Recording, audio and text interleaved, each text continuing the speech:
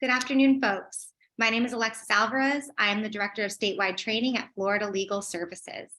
Thank you for joining us today on this Thursday. Can't believe we're already into November. I'm sure you all feel the exact same way. So today we have a very important topic, one that I think touches all of us in its own way, in its own time, and carries with us through our careers as people who dedicate our lives to public interest law. So today we are here to talk about compassion fatigue in public interest law. And I hope that you can take away something from this training that makes the fight that you do every single day easier and just better for you. So with that being said, I will go into some housekeeping announcements. As always, this is being recorded. A copy of this recording will be sent to all registrants, regardless of live attendance, because we know how busy you are in the field. So thank you for being here with us for as long as you can. If you have to drop off and you have to get back to putting out a fire, don't worry, you will receive an email from Zoom within 24 hours with a copy of this recording.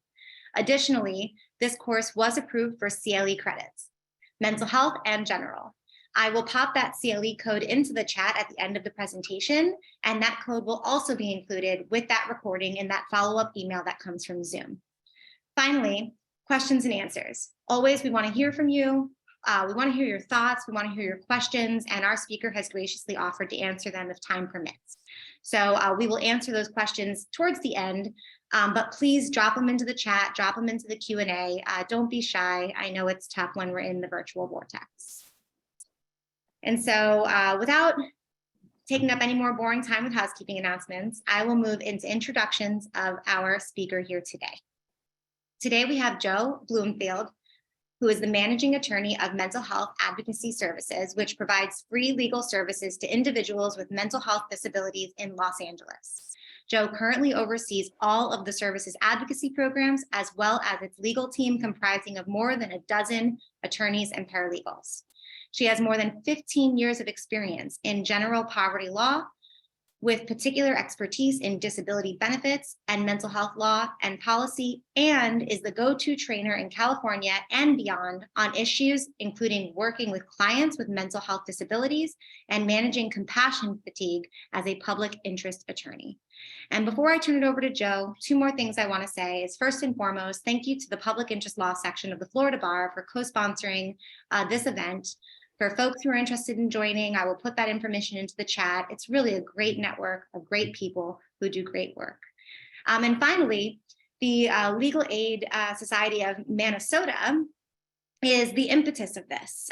Their staff requested a training on compassion fatigue specific to public interest law. And you know, if anyone asks me to make a training happen, I will do it.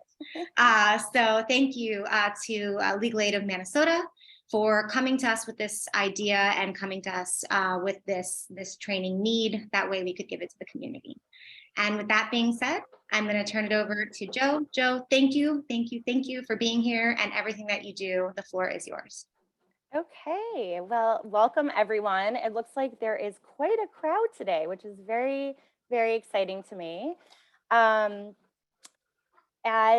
Alexis said, my name is Joe Bloomfield, and I am the managing attorney of Mental Health Advocacy Services. I am all the way across the country in Los Angeles, and it's really exciting to me to be able to do these presentations now in this Zoom world. It's like the norm, right? And it's fun. Florida is near and dear to my heart. I clerked in Jacksonville, so it's really fun for me to be able to present this to all of you. We have quite a crowd. I'm not going to ask what you all do, just because it's going to be impossible for me to watch the chat as I present. So I'm just going to go ahead and get started. And this is a big crowd, so I'm going to try to leave about 15 minutes at the end for questions. Okay, well, let me tell you why I do this training in the first place and how I came to do this training in the first place. As Alexis said, I've been practicing public interest law for about 15 years. And when I started, nobody was talking about compassion fatigue. Instead, everyone was talking about like how dedicated public interest lawyers had to be and how fired up they had to be and how everyone needed to give 150% at all times. And I was ready to do that. After law school, I was like ready to do that. I was on board. And then I burnt out because giving 150% is just not possible all the time. So I work in mental health advocacy services. We provide free legal services for people with, get my PowerPoint working, with mental health disabilities. We care a lot about the mental health of our clients, and we also care a lot about the mental health of our staff. And what we've learned is that if we don't protect our compassion and our own mental health, then we can't provide quality legal services and we're going to burn out. So in other fields, I'm going to just skip through this, what we do. But in other fields, this idea of compassion fatigue has been around for a really long time in social work and other helping fields, medicine, but it's fairly new to the legal aid world, which has frustrated me for a long time because public interest legal work is compassionate work. The legal problems we're solving for our clients are critical to their stability, security, and overall quality of life. And as you know, to be able to do this work well, we have to care a lot. We have to care about our clients. We have to care about our work. We have to care about the quality of our work. But I'm here to tell you that it is possible to care too much. And the reason why is by looking at that silly picture that I have on this slide. Compassion is not infinite, and we can't expect ourselves always to be full of compassion, and we have to protect our levels of compassion. So that's what I'm going to focus on today. Okay, so I wanted to start first with some definitions because we a lot of times we're using burnout and compassion fatigue and even kind of vicarious trauma interchangeably. They're a little bit different. And why compassion fatigue isn't red is because that's what we're going to focus on today. So burnout can really happen to anyone in any field. It's really when you have too much work, not enough time to do it, and not enough support to do it. And what burnout leads to is this physical and mental exhaustion. You're tired because you're working too much, and your brain is tired because you just don't have the brain power to be able to sustain this level of work. Compassion fatigue is somewhat similar, but what makes it different is that emotional exhaustion. So yes, you have the physical exhaustion, you have that mental exhaustion, but you're also like, you just feel like you can't empathize with your clients anymore. You're wondering where that compassion went. And quickly, I wanted just to talk about vicarious trauma because it fits in this world as well, but it really is different. Vicarious trauma, it's that word trauma, is when you're actually experiencing physiological symptoms because you've been exposed to other people's trauma. So you're repeatedly exposed to the trauma of your clients and you start having nightmares about it. You start having flashbacks, anxiety. It's like kind of that PTSD. And although vicarious trauma can arise without compassion fatigue, it is possible that repeated exposure to trauma with high levels of compassion fatigue can lead to vicarious trauma. And we do not want that to happen because vicarious trauma is more serious than compassion fatigue. So we want to nip compassion fatigue in the bud so that we can be able to do our work well and we can process the trauma of our clients in healthier ways.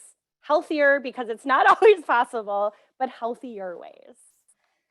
Okay, so what's really interesting about compassionate work is that it really is a paradox. And what I mean by that is most of us are drawn to helping professions because we want to support those in need. And lawyers in particular are drawn to legal aid work because we want to solve problems for people who have problems that they're not able to solve on their own, right? That's a good thing. That is a beautiful thing. But what can happen is you feel like you're the only one who can fix their problems.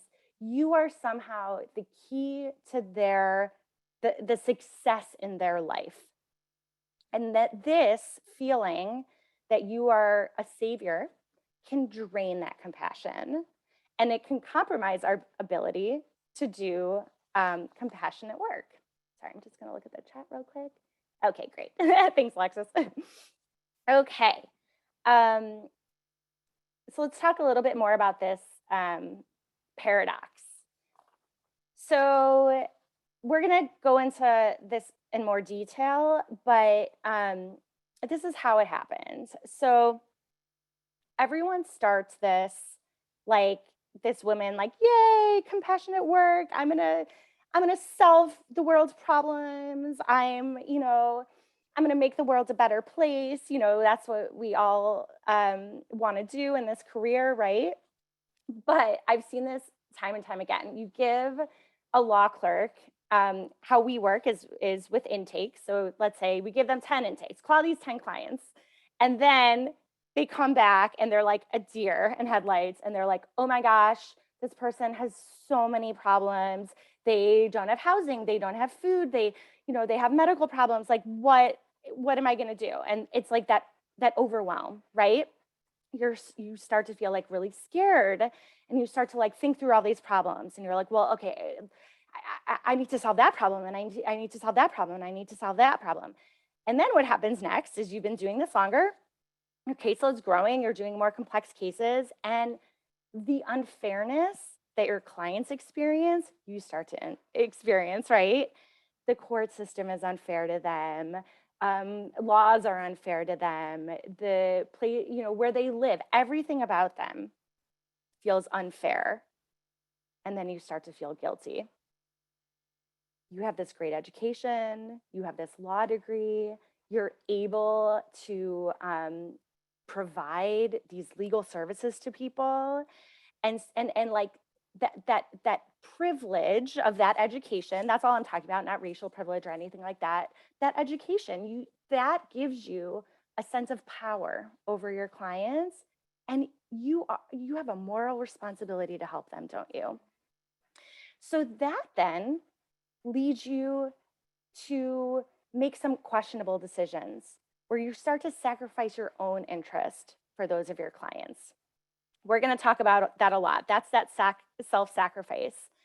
And then where does that leave you? That leads you with compassion fatigue, where now that enthusiasm that you started off with is gone, and you're not even able to do the work in the first place. And hopefully this presentation helps you at least identify this in yourself and others, so that you don't end up with that compassion fatigue. Okay, so let's start with that empathy overload. So there's so many reasons that this happens, and I alluded to some of them, but I do want to talk about them more in detail, because it's important for you to identify which of these impact you, and it's possible that it's all of them. So I'm sorry to say that, but it's good to at least know. So the first one is heavy workloads. We all have heavy workloads in public interest law. There is not enough public interest lawyers to go around. We could be working 24/7, and there would still be more work to do.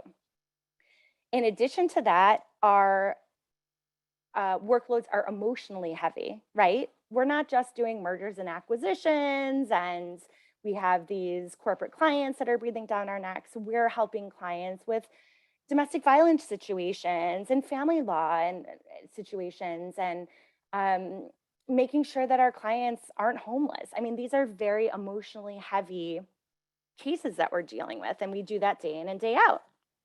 Next is unreasonable expectations. And when I say this, I mean unreasonable expectations on ourselves. I don't mean to stereotype lawyers in any way, but I think it's fair to say that law school, the bar, everything that goes into being a lawyer gives us some perfectionist tendencies, even if we didn't have those going into law school. the legal career expects a lot of us, and we expect a lot from ourselves. So we expect our work product to be, perfect sometimes. We also have unrealistic expectations about what our work means for our clients. So we've all had fantasies about winning huge sums of money for our clients, about solving their problems, and their lives going forward are going to be perfect. And that's so unrealistic for so many reasons. One, just practically, our organizations are limited by a million factors. Money is the hugest one of them, and resources, right? So we can't always take that case that's going to win millions of dollars for our clients.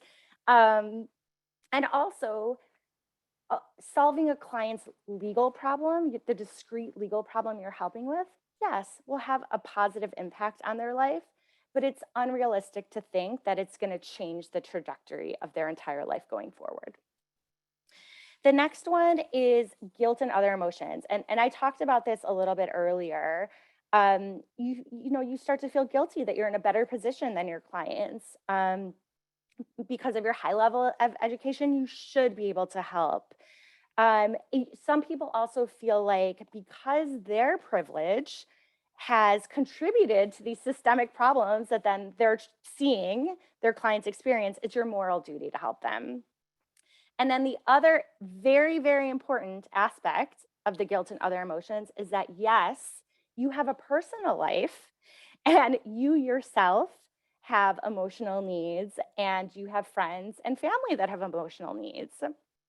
So if you are dealing with something difficult in your personal life, you may have less compassion to go around in your work, because as we discussed, compassion is not infinite.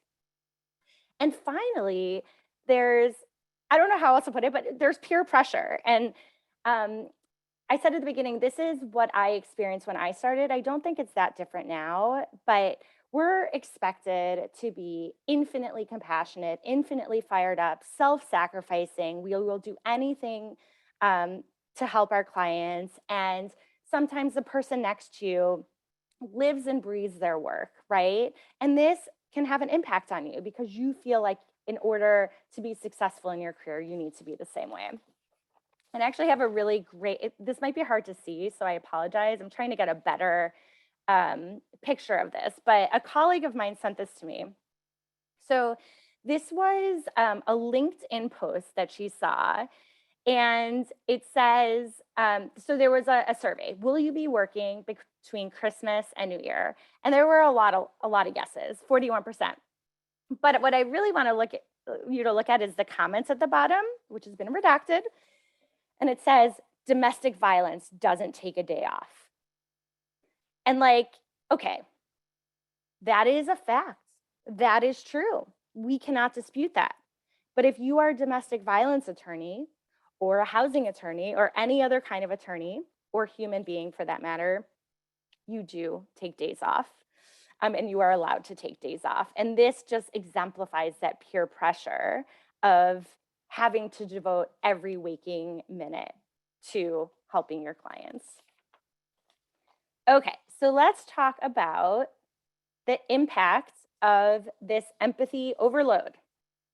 Okay, so we talked about that excessive empathy, which happens when you have the guilt and you just have too much work and all these things are spinning in your mind. Okay, what can happen? So what it can happen is that you can start to make some questionable decisions. So when nothing feels fair to someone, you want to rectify that unfairness, but maybe in a way that isn't exactly ethical or appropriate for lawyers to do. And this is why compassion fatigue is not only a problem for your emotional wellness. I think that's what we generally think of, compassion fatigue is what sustains longevity in your career, keeps you professionally satisfied. But there is this other problem with compassion fatigue, which is it can actually hurt your career. affirmatively. It can actually make you make some poor decisions. And that this is my doom and gloom slide. So I apologize, but it's really important to know and to be able to recognize this in ourselves when we're doing it.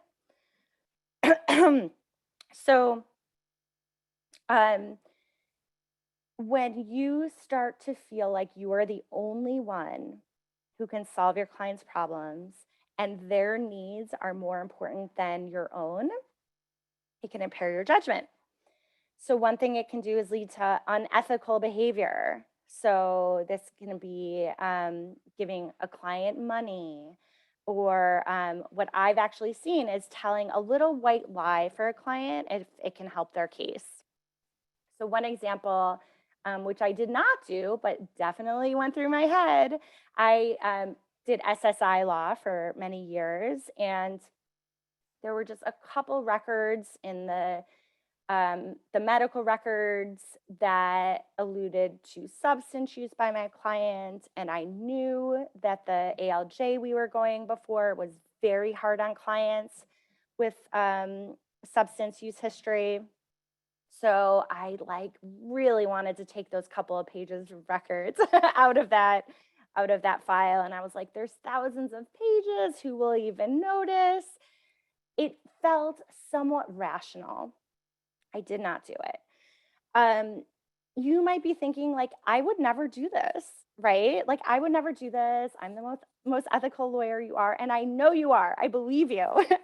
But it is human nature that when we see someone else suffering or what we perceive as suffering, we can be knocked off balance, and we want to do whatever we can to help ease that suffering, especially if you think it's not a big deal, nobody's going to notice. The benefits of this, i.e., winning their case, are worth more to me than the risks, my career. Next is rule breaking. So, for example, our organization has a rule that you can't drive clients or you can't visit them at their home. This has been really difficult for me sometimes if we have a client that lacks transportation or has a physical disability that limits mobility. You know, these are really easy rules to break. My supervisor won't find out, who's going to know?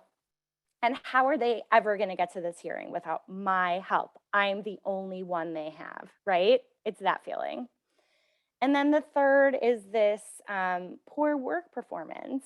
And what I mean here is, I mean two things here. First is just feeling tired and feeling like, you just don't have it in you to produce your best work. But what I also mean here is when you yourself feel like you are the only person the client has, you end up doing a lot of non-legal work for a client at the expense of your legal work. Examples could include, I had a staff attorney who asked me if she could help a client write his resume. That's a great example. It can be helping a client look for work or look for housing or making doctor's appointments for them. And you rationalize it in your mind. Well, this is actually like kind of related to their case because, it's an SSI case and they need medical records. And so I'm making their doctor's appointments. But then because you're making their doctor's appointments and you're on hold, you don't have time to, research whatever the law is in your case. So after this happens again and again, you'll start to see your compassion levels get lower and lower.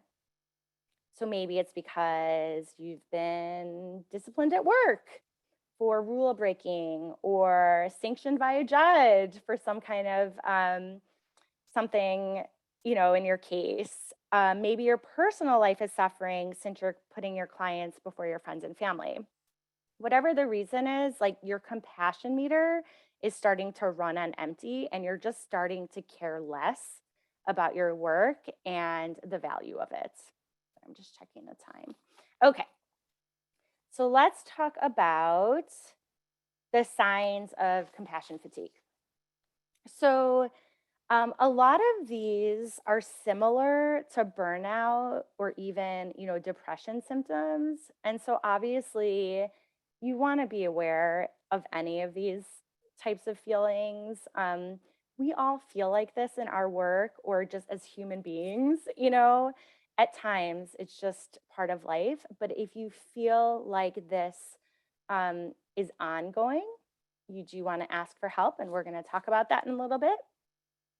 But what I really wanted to focus on is what makes these signs a little bit different than burnout or depression or any other kind of mental health issue. So that first one is that emotional exhaustion.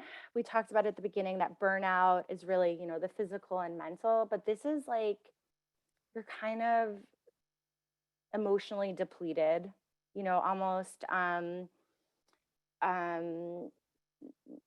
just you're having trouble you know feeling the highs that you used to feel. And then that last one is really, really, really the important one, the reduced sense of your work's value. So think back to when we started about the paradox of compassion fatigue. You started out with this like great sense of idealism and compassion and wanting to help those in need and wanting to make a difference. But now you like don't even believe your work is worth it. Even when like you get a great result for a client, you're like, ugh, what was the point of that? It was just like so much effort for so nothing. This world is so unfair. Everything is so unfair. So this is a sign that you're not just burnt out, you're not just tired, you really are experiencing that compassion fatigue that we talked about. Okay, so now we've done the doom and gloom, so which is great because it's not even 9:30 yet. Because what I really, really want to talk about are these strategies to prevent and manage compassion fatigue.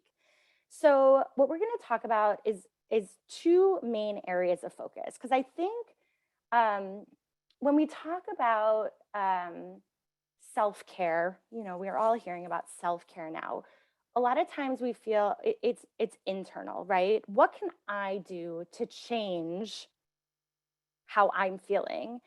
But a lot of this is external, and it is how we are approaching our work and how we are approaching our clients and our casework and their expectations. So, in a lot of ways, this is the most important slide. Well, the next one is, I think, what you'll remember the most, but I'll keep you in suspense for a little bit. But this is what I really think sets compassion fatigue for public interest lawyers apart from other helping professions, because in a lot of ways, we have more tools at our disposal than some other professions. So the first one is to set and maintain professional boundaries. And this is something we can do really well. And this is harder. And I apologize if there are social workers in attendance, but this is harder for social workers to do. It's harder for therapists to do. But we lawyers can do this. And you'll hear this again and again in different trainings, but it really cannot be reinforced enough. I think it is one of the most important things we can do as legal aid attorneys. As you know, your clients will tell you things that maybe they haven't told anyone else, either because they're related to their case and they're very personal details that you need to know in the representation, or because they trust you. And that's a huge one. They'll tell you about their struggles and traumas they've experienced. Your conversations with them are confidential, and they have a lot of respect for you. And so they'll share things with you. However, just because you know personal things about your clients does not make them your friend. And you are not their therapist. You are not their teacher. You are not their family member.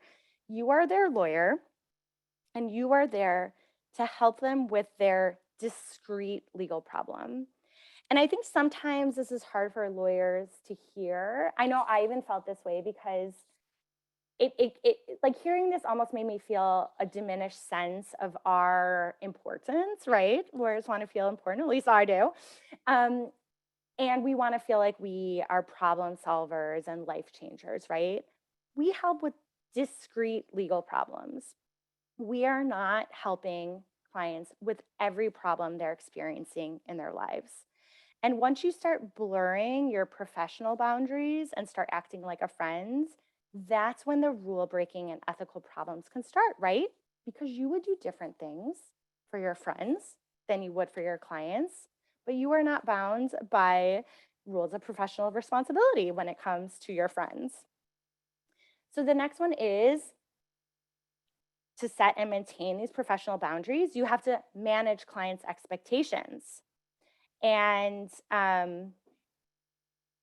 we all have expectations for ourselves about what we want to achieve for our clients.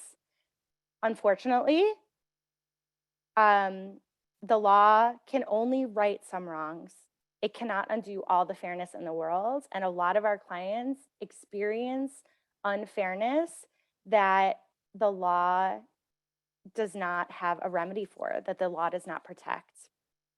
And it's really important to be upfront and honest with your clients about what your work can actually do for them. And that brings me to that learn to say no.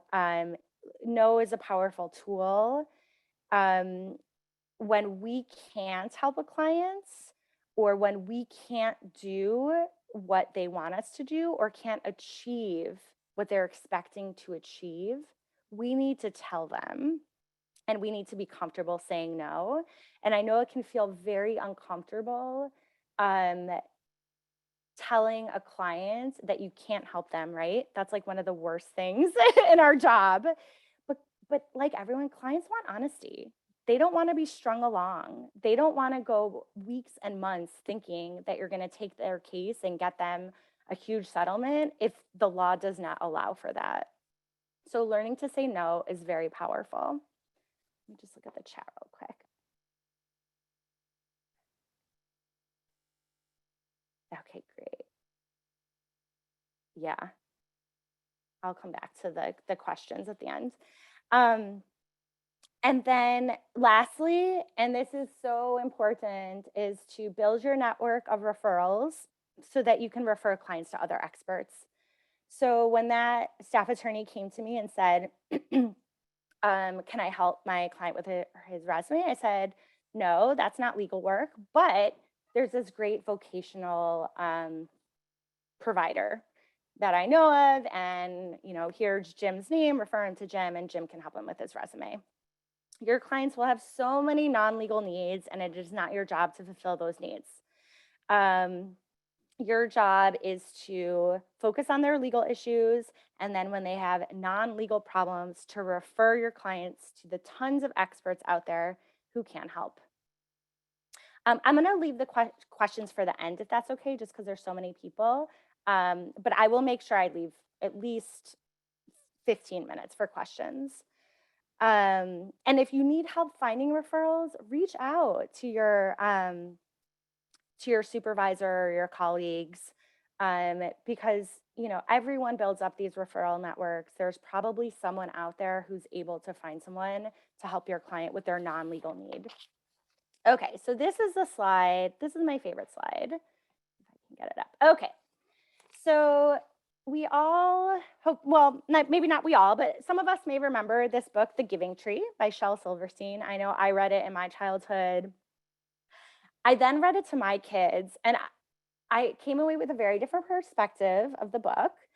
And I get the sense that a lot of people are coming away with a different perspective. But in The Giving Tree, for those of you who are unfamiliar with the book, this boy and the tree are best friends. And the boy is constantly asking the tree for more and more. So the tree gives him its apples, and then its branches, and then its trunk, and like so on. And the boy grows up and he starts his family, and he like uses the trunk, the trunk to make a boat, and that's how he like earns his living. And the tree's a stump. And I remember thinking as a child, wow, like what a selfless tree that would do anything to help its friend. Like he just gave his everything. And now this boy grew up and has this beautiful life. I don't think that anyway anymore, ever since being a public interest lawyer for so many years, because at the end of the tree, I'm sorry, at the end of the book, the tree is a stump. The tree is like, that's his life now. He's just a stump. And yeah, the boy sits on him and whatever, that's great. But the tree can't be a tree anymore. So, what this says is the tree said, no, it's time we set some boundaries. And the tree was happy. And I really love that. If you set boundaries with your clients, I'm not promising that you will always be happy, but you will at least be better able to manage the compassion fatigue. And what I always say in these trainings is this is so cheesy, but people generally remember it, that I am here to make sure you don't become a stump. So, what can you give to your clients that will grow back? Your legal knowledge. That is always growing, right? Those are the apples, the tree's apples. You want to give, oh, it's so funny. I'm like laughing at my cheesy notes. You want to give your clients the fruits of your labor, your apples. You don't want to give them the rest of you and end up as a stump. Okay, so let's talk about these self-care strategies. So I'm not going to go into detail on all of these because a lot of them you've heard over and over again. I'm just going to talk about the ones that are particular to public interest lawyers.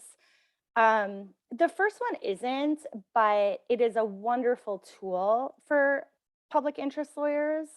If you're not familiar with this tool, it's called the Professional Quality of Life Measure. The link is here, but we will be sending this around with the PowerPoint after the training. And what this is it's like a self-assessment where you rate yourself in different areas. And then at the end, it gives you a measurement of different areas like your um, if you're experiencing vicarious trauma and that and this and that. And what's really nice about this tool is it measures you in terms of your compassion satisfaction, which is the opposite of compassion fatigue. And so if you're low on the compassion satisfaction scale, you'll know that like there's some things that you need to take a look at and maybe implement some of these strategies. So turning your empathy on and off is something I learned from the developers of the professional quality of life measure, and I really love this idea. And I'm still working virtually.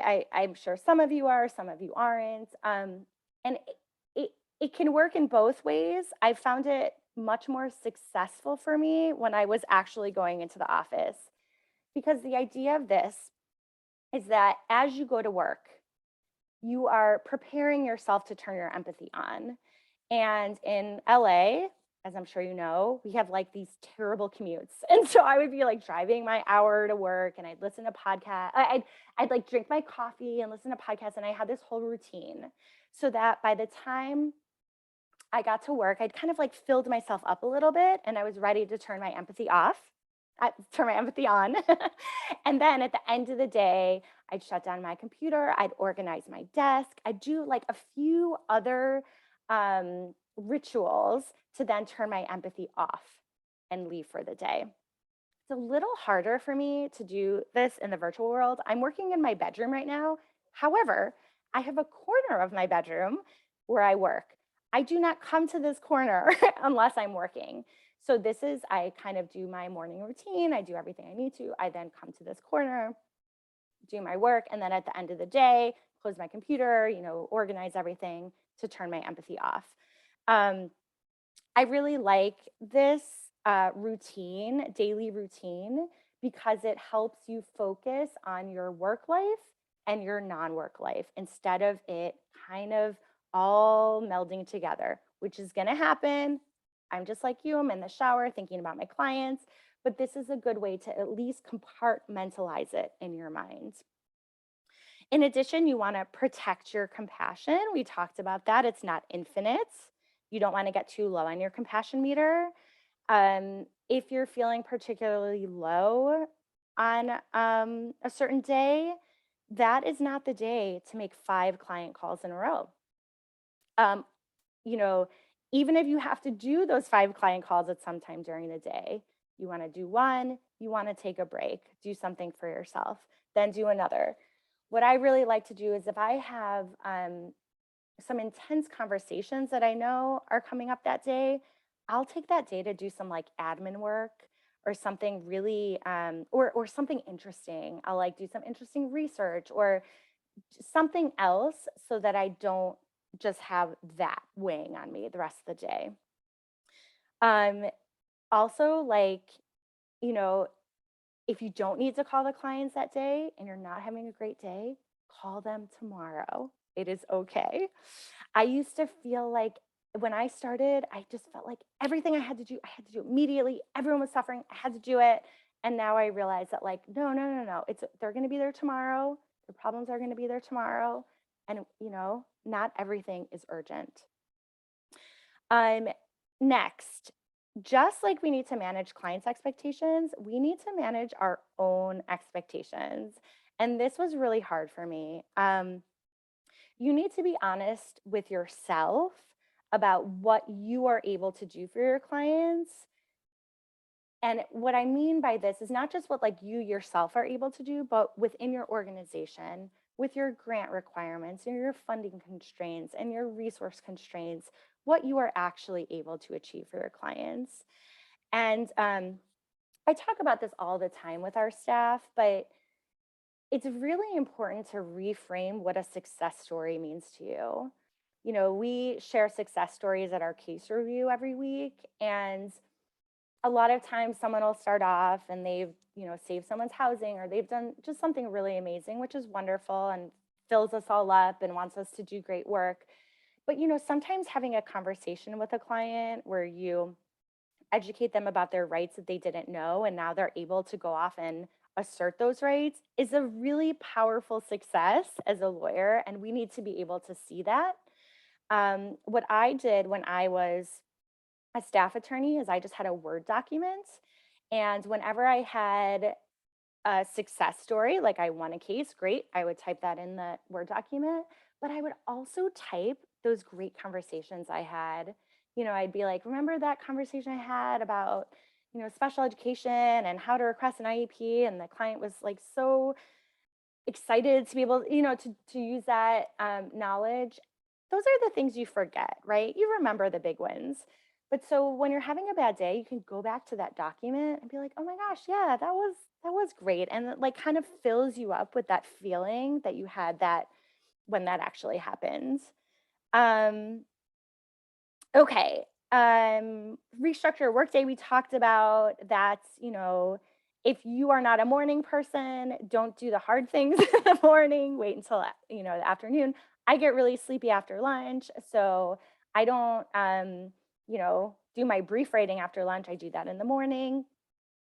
Um, Speak up is so important.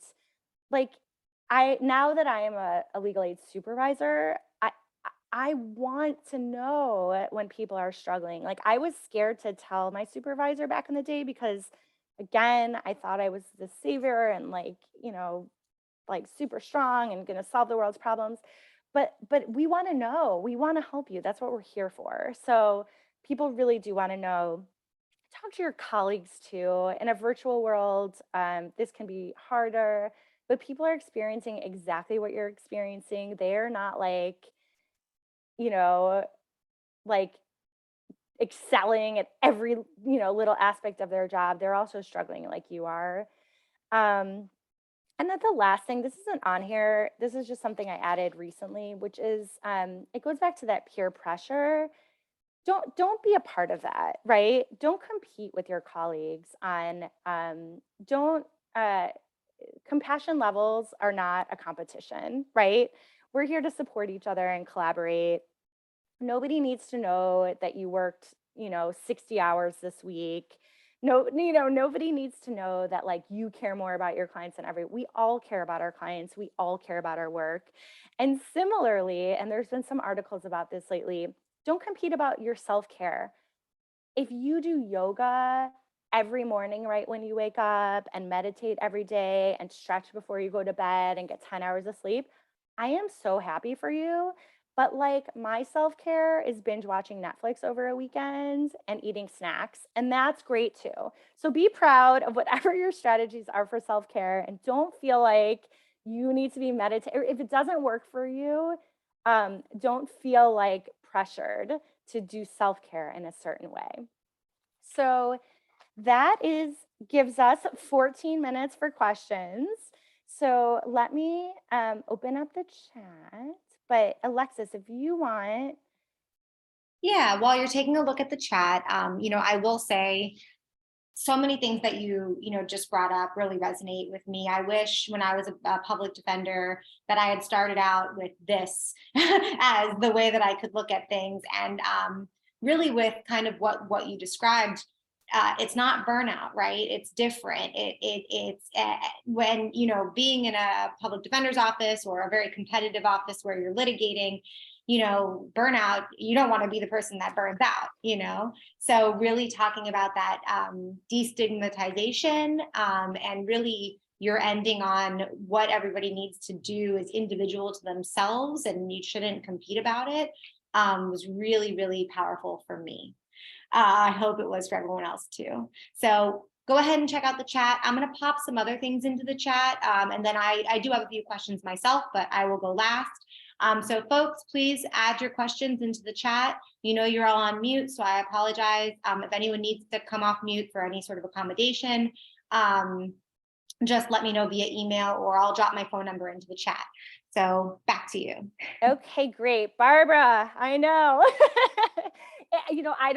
I've done, a lot of my work has not been with children. And so I'm not the best person to answer this question, but I do want to say, I love that you are filling a role of encouraging them to become good adults. I just want to, make sure you internalize that, like, you're not the only one there to do that, right? It's not your sole responsibility to do that. And I know,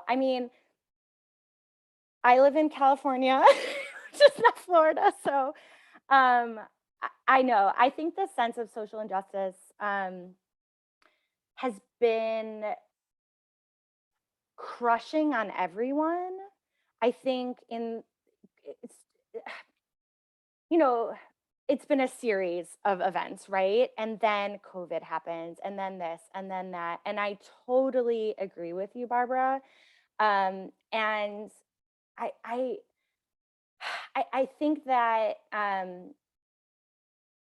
when we recognize that we ourselves are not like what are we're not going to solve the social injustice, right?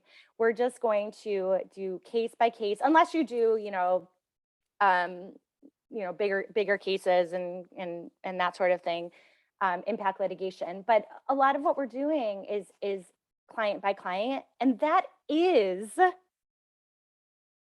achieving social justice, right? That is achieving that. We have a wonderful training. I could send it to you, Alexis. We have a panel over the summer about how, well, it's legal aid as racial justice work. Obviously, it's not like, oh, legal aid is racial justice work and we're solving the problem. But it's really a great panel to remind us that, like, what we're doing day by day in this very incremental way is doing this.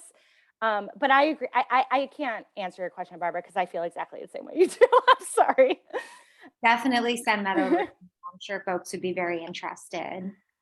And so next in the chat, I know that I also kind of interrupted the chat and I apologize about that. Someone did put a shout out for the Florida Lawyers Helpline, which is a very good resource as well. And I'll include that in the follow-up materials.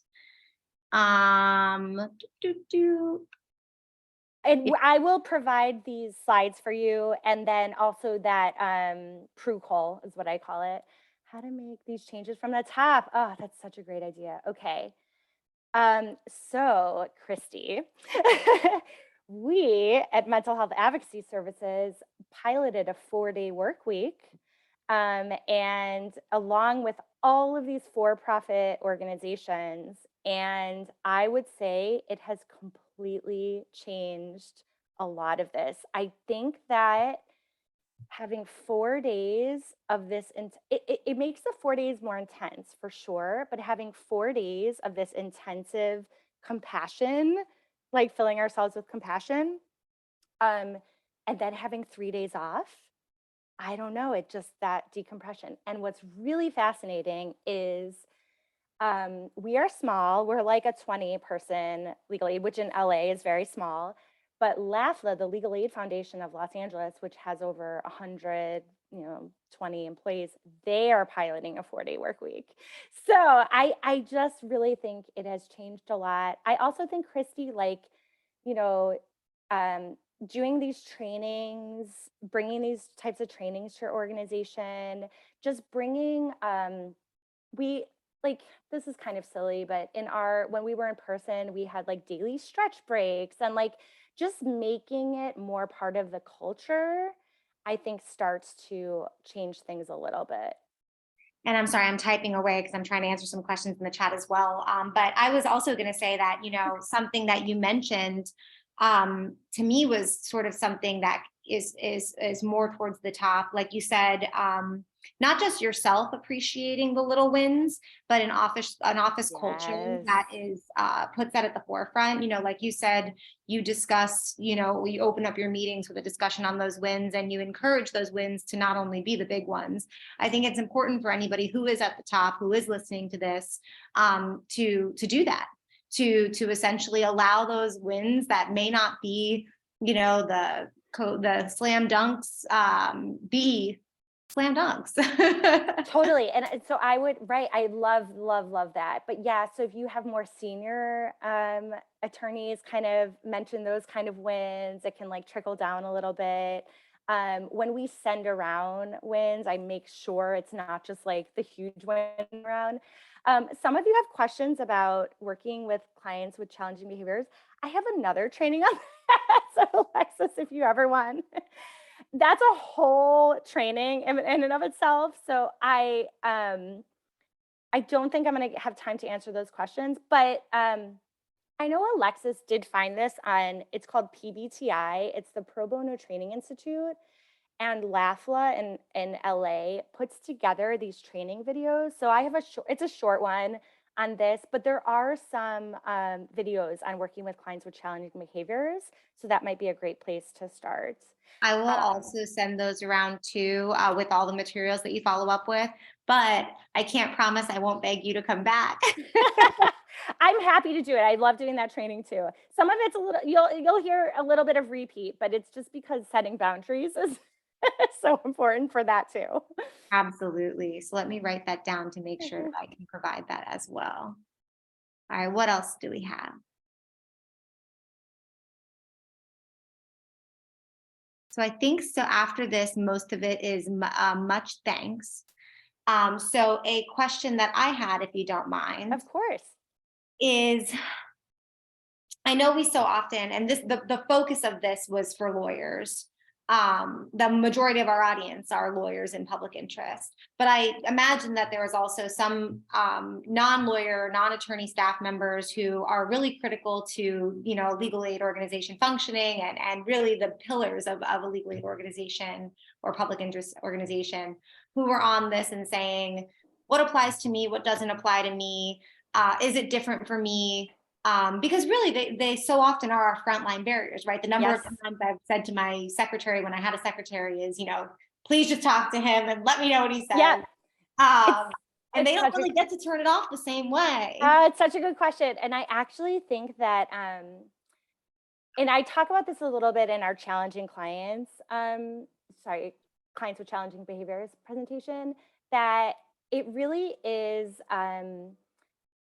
our job to protect, because they're the front line, right? And so if we are not setting boundaries with our clients and letting them call 5 times a day every day, and that call is going to, our secretary or the intake coordinator or whoever, they are getting bombarded with the compassion fatigue. So setting boundaries for us protects the whole organization. Even protect, like, because then we've had clients email our board before if like we're not getting back to them. So setting boundaries. And so one thing I do is if you have a client with it is not an urgent case, they do not need to be calling you every day. If they do, okay, fine. But it is not an urgent case. You can set an appointment with them weekly, monthly, whatever. I will call you at 3 p.m. every Wednesday to give you an update on your case, even if you don't have an update on their case, right? But when you call them at 3 p.m. on Wednesday, that improves the trust in your relationship, that like hopefully calms them, and they know that they can count on you to call them every Wednesday at 3 instead of them calling every day. So that's just one tip for you. But yes, I totally agree. And I think that other staff who are not lawyers should feel very comfortable to speak up when they are because we don't always know, right? We don't always see all the calls and you're getting. So if you are getting bombarded, please like let someone know so that we can manage it for you and we can find other ways of dealing with that client, email, text, whatever it is. Yeah, I think that's really great advice. And then also just hearkening back to what you said about, like, for example, I hate yoga. I hate yoga. I can't do yoga. Me I too. try to do it. It never works. Shavasana does not make me feel relaxed. I'm much more of like a runner, that type of person. And that is what made Anne and Netflix there for sure. But I think also it's a really good point to say, just because your supervising lawyer or the lawyer on the case decompresses this way doesn't mean that you as this frontline person who's taking the calls needs to aspire to that. And I think that's a really, really important reminder that I didn't learn until today. Great. So with that being said, I was trying to find, I'll include it in the follow-up materials, but I was trying to find the Training Institute page that I'll send the link to you, Alexis. if you could, because I know I have it bookmarked on a different computer, but of course I have 12 Yeah, computers. and you do have to set up an account, but it's free. So. It's free. And just so everybody knows that is how I found Joe. I was looking, through different training options, and there's a compassion fatigue boot camp on there that was really helpful. And so, I really do encourage folks to check it out. It's a really good, really great resource. But with that being said, and I also wanted to say, I loved the Giving Tree secondary ending. I also only learned about that through my journey in therapy and all of those things. And I remember when I first saw that, I was like, absolutely. Like, why is my children, when I have them, will be reading the alternative ending. Exactly. You can put that as the last page. Yeah, exactly. So with that being said, I just want to remind folks of some of the no problem. Sorry about that. A bunch of accolades thanks everyone. That fills me up because like I said to Alexis, we don't get funded to do this. I just love doing it. And so I really do appreciate your comments and praise. Oh, we certainly appreciate it. So to go back up, I'm sorry, I'm rolling up to what I put in about the CLE code. It's pretty far up in the chat now. So the CLE code is 220858-7N as in Nancy. If you don't have time to jot that down, don't worry. You can always email me directly. My email is in the chat multiple times. Also, everyone will receive an email from Zoom within 24 hours with a copy of this recording, materials, and the CLE code. If you don't see that hit your inbox, because spam and things do happen, of course, feel free to reach out to me directly, my email and my phone number. I prefer email, but my phone number is talking about boundaries, right? But my phone number is also in the chat as well. I just want to give another final shout out to the public interest law section of the Florida Bar. Really, like I said, folks who do this work, a good community to really have a network of. So I really, really think those who are in this work should join so you're not alone. And then also Legal Aid of Minnesota. We're going to continue working on making a Lunch and Learn series. This is the first one that we have lined up. But without you and your hard work and you reaching out and your bravery to say, hey, we need a training on this, this wouldn't happen. So everyone should be very thankful to Legal Aid of Minnesota, as well as very thankful to Jo and all of the work that she does. And with that being said, is there anything you'd like to say before we sign off? No, thank you all so much. Awesome. Thank you so much, Jo. Everybody have a wonderful rest of your week, and we'll see you at the next training, which is in honor of Veterans Day on November 8th, advocating for women veterans. Registrations in the chat, but I'll also email you all 1,000 times with all these registrations too. So, all right, everybody, have a wonderful rest of your day. Thank you so much, Jo. Sure. Bye-bye.